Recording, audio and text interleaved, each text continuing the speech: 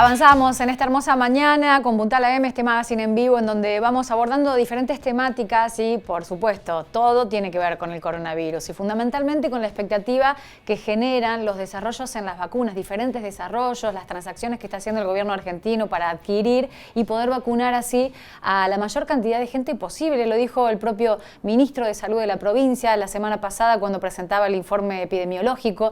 La historia es hacer el mejor negocio del Estado argentino para poder llegar a la mejor cantidad y mayor cantidad de gente, sobre todo en la población de riesgo. ¿Cómo va a ser la distribución? ¿Cómo va a ser la diferenciación entre vacuna y vacuna? Porque se están abordando diferentes emprendimientos. Hoy leíamos en el comienzo del bloque, por ejemplo, de la información con nuestro portal, que una de las marcas, por ejemplo, Pfizer, afirma que la efectividad es del 95% y que su vacuna se encuentra en la fase 3. Hemos leído varios títulos que tienen que ver con los desarrollos de diferentes laboratorios, pero ¿quién mejor para abordar el tema que el profesor, el doctor Hugo Pizzi, especialista, reconocido infectólogo, profesor de la Universidad Nacional de Córdoba, asesor del gobierno provincial, para hablar de esta temática que amablemente nos atiende? Profesor, ¿cómo le va? Paula lo saluda, buen día.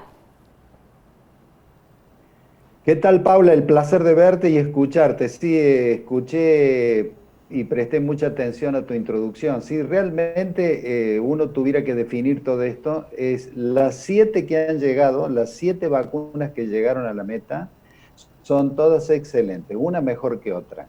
Y nosotros tenemos la posibilidad de tener 3 buenas vacunas donde ya hay un contrato previo.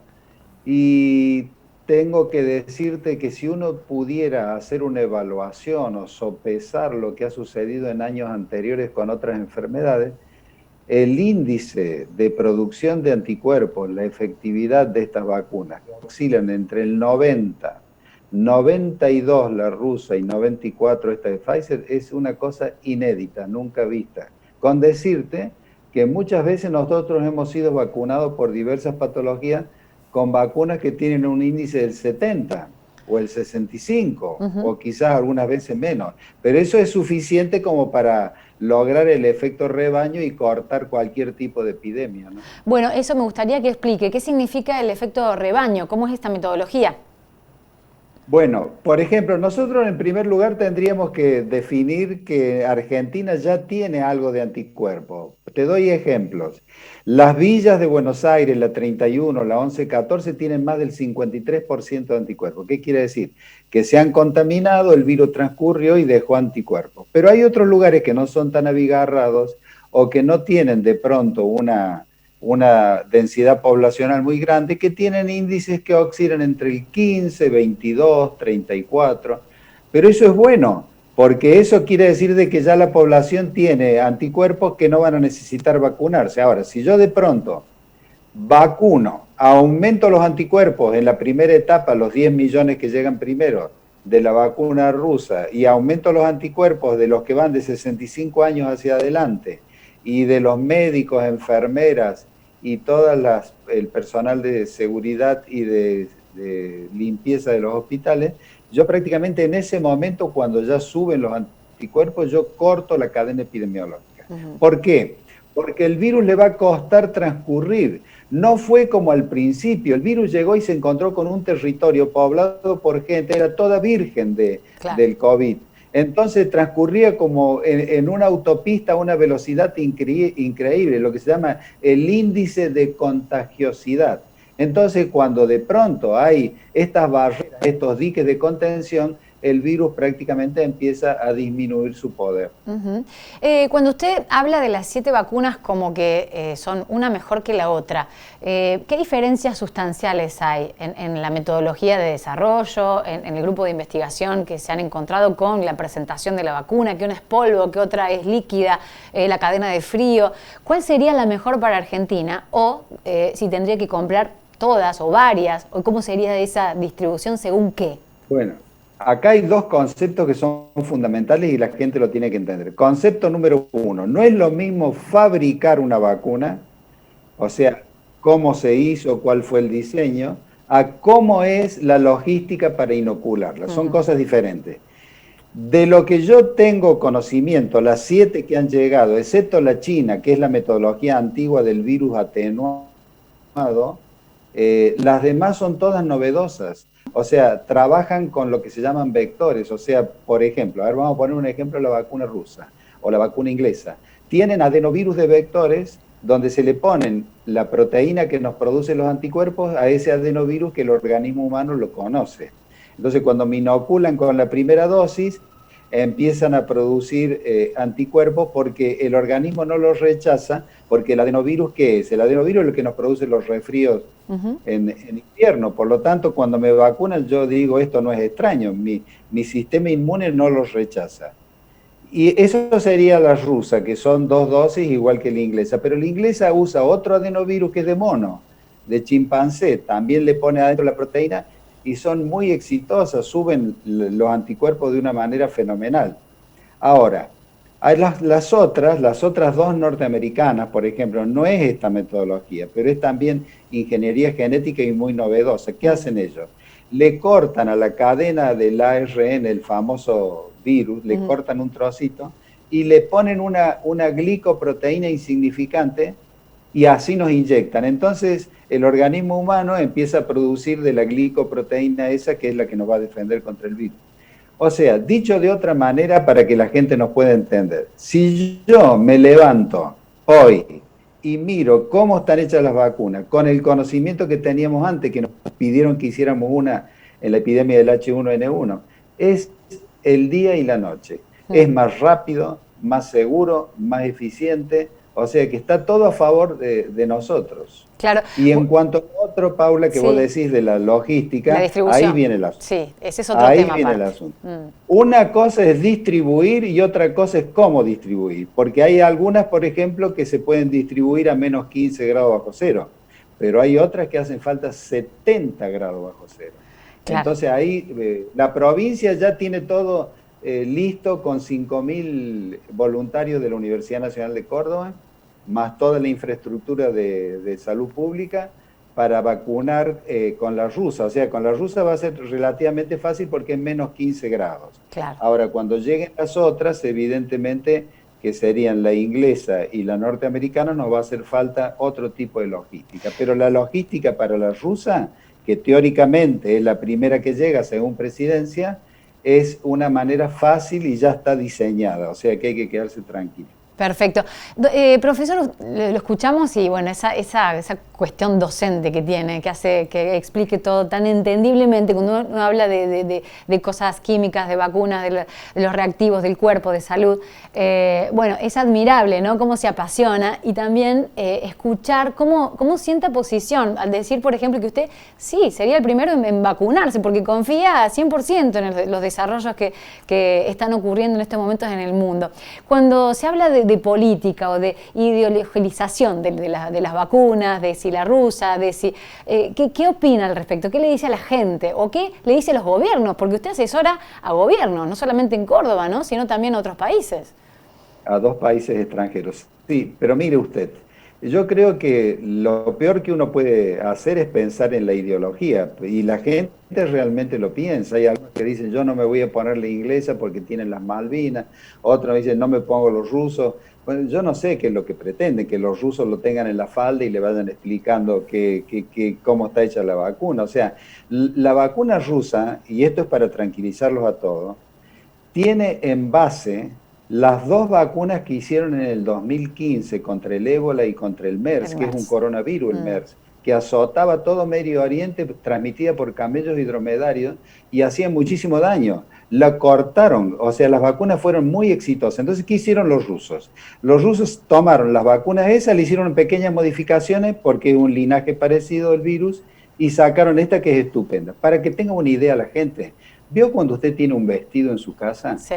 Y de pronto lo usa, hace 2 años que no lo usa, pero le encanta el vestido, le encanta el diseño y le encanta el color, pero no anda el canesú, pero le va a cambiar nada más que el canesú. Bueno, eso es lo que hicieron los rusos con la vacuna del MERS. Ay, me encanta cómo explica, profesor. Muchas gracias por explicarlo así, hacerlo tan sencillo, ¿no? Para comprender.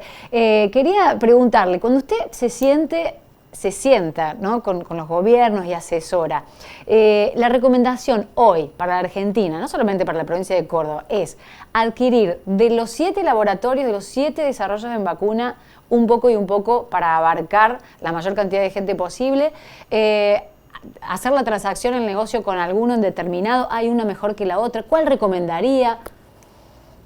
Bueno, hay muchas cosas que son interesantes y me parece que la sagacidad tuya, Paula, tiene que ver con eso. Pero mira, el asunto es así. Si yo pienso en la inglesa, que a mí me encanta la inglesa, inclusive he estado con los ingleses saliendo en conferencias y demás, o sea, yo evidentemente tengo que decirte que ellos renunciaron a su ganancia. Va a ser la vacuna más barata y quizás sea una de las mejores. ¿De cuánto estamos hablando, doctor? $3, $3. nada más que $3. Bueno, pero si yo te digo de las otras que a lo mejor valen 17, 19, 20 o 70 como algunas, a mí lo que me importa no es eso. Hoy yo estoy viviendo una tragedia. Nosotros estamos perdiendo gente constantemente. Y lo peor, Paula, es que los que superan la enfermedad no quedan bien. Quedan con secuelas que a lo mejor algunos de ellos la van a tener que llevar el resto de su vida. O sea, por lo tanto, yo lo que quiero es que venga una primero. Si sé que todas son buenas, ¿qué me voy a andar fijando? Que si el color de la bandera es esta, que si esto piensan de tal manera y demás. Yo tengo explicación para todo. Yo estuve hablando con el ruso, el que hizo el MERS, o sea, la vacuna original que les dije, y estuve hablando con él mismo, porque él mismo fue el que diseñó la otra. O sea, tengo toda la información, hasta tuve la precaución de comunicarme con gente que trabaja en Radio Moscú en español, que ellos transmiten las 24 horas del día, y hay 80 voluntarios en el grupo ese de peruanos, bolivianos, españoles, argentinos, para preguntarles qué habían sentido 80 personas que eran voluntarios, porque ya superaron los 30.000 voluntarios rusos, y no hay nada de qué temer. O sea, son vacunas exitosas, son vacunas novedosas, tienen una forma de preparación que es muy difícil que tengas ningún tipo de problema. O sea que lo que yo creo que es, la primera que llegue hay que ponérsela, porque en ese momento, amiga, en ese momento volvés a tener la libertad. La que más segura es de que llegue finalmente, que supere la fase 3. La mayoría ya están en fase 3, la 7, ¿no? Es la que primera cumpla rotundamente y empiece a ser habilitada, por ejemplo, por ANMAT, es con la que se empieza a accionar directamente por parte del Estado. Absolutamente, pero hay un detalle acá. Todos los gobiernos productores de vacunas han pedido a todos los líderes mundiales que sean expeditivos en la autorización. ¿Por qué? Porque esto es una tragedia, esto es una emergencia. Entonces no puede ser de que haya organismos, por ejemplo, que hace años que tienen aprobación de una vacuna, ejemplo, contra el dengue, y por burocracia o por no trabajar. Acá hay que ponerse a trabajar. Esto lo pidió la Comunidad Económica Europea, lo pidió Fauci en Estados Unidos para los organismos controladores. Por favor, trabajen día y noche y aprueben inmediatamente, porque acá no hay nada, hay que evaluar nada más, porque no hay nada extraño como para no aprobarlo. O sea, imagínense ustedes qué gobierno del primer mundo, esta es la composición del lugar que hay que hacerse. ¿Qué gobierno del primer mundo va a perder su prestigio o el impacto que significa semejante descubrimiento en sus finanzas para alargar una cosa que no sirve? Nadie, al contrario, todos están buscando prestigio y poder económico. Finalmente, doctor, profesor, infectólogo, ¿qué le diría a la gente que dice, bueno, es mejor, contágiense todos rápido porque así pasamos, nos inmunizamos y pasamos otra etapa, ¿no? Y dejamos esta clase de media normalidad para pasar a otra y volver a como vivíamos antes? ¿Qué recomendación le daría? Es muy peligroso, es muy peligroso. Eso es muy peligroso, tenemos antecedentes en la historia de la medicina de cosas tristísimas y además vuelvo a insistir, esta es una patología impredecible con una gran capacidad destructiva y todos los días aprendemos que quedan secuelas, aún para los que han pasado asintomáticos, hay algún cansancio o cronicidad que deja el COVID, que inclusive mella o lastima el pulmón, que quedan con tomografías axiales computadas, quedan zonas de fibrosis en el pulmón. Nadie vuelve a ser el mismo después de esta enfermedad. O sea que hay que evitarla por dos cosas, para contraerla y por lo que puede ser el riesgo de que queden secuelas. Fíjense en ustedes que se está hablando hasta de demencia por el impacto que tiene en la memoria. Se está hablando ya, por ejemplo, de desarmonización del don de la ubicuidad temporoespacial. La memoria es un espanto como queda después. O sea, hay muchas cosas, el corazón no es el mismo, no tiene la misma capacidad de eyección y fundamentalmente el pulmón no es el mismo tampoco porque quedan zonas de fibrosis. O sea, muchas razones son como para tratar de desafiar esta patología que en una de esas a lo mejor puede quedar en el desafío y en la muerte, ¿no? Claro, eso queda entonces como mensaje fundamental, porque a veces el transitarlo asintomáticamente o alguien que lo pasa muy levemente dice, bueno, si esto era el famoso coronavirus, mejor nos contagiemos y listo, ¿no? Pero hay que seguir cuidándose, hay que seguir con las recomendaciones y evitarlo, porque lo que acaba de decir usted, doctor, es fundamental. Las consecuencias se ven a largo plazo, es más, se están investigando, ¿no? Se están investigando. Todos los días tenemos novedades. Por lo tanto, sabiendo que se termina la tragedia, adherir con sobriedad, con moderación, con responsabilidad a todas las medidas sanitarias, porque falta muy poquito, Pablo. Ya pronto, pronto se termina todo esto. Le agradecemos, muchísimas gracias por este contacto, profesor, y un gusto como siempre hablar con usted. Y un saludo cariñoso para usted y su audiencia. Era Hugo Pizzi, este reconocido infectólogo, asesor del gobierno de Córdoba y dos gobiernos extranjeros también, ¿no? Con un énfasis, ¿no? Y hablar del desarrollo de las 7 vacunas como con generadoras de confianza al 100%, que él mismo se pondría la vacuna y que recomienda seguir cuidándose.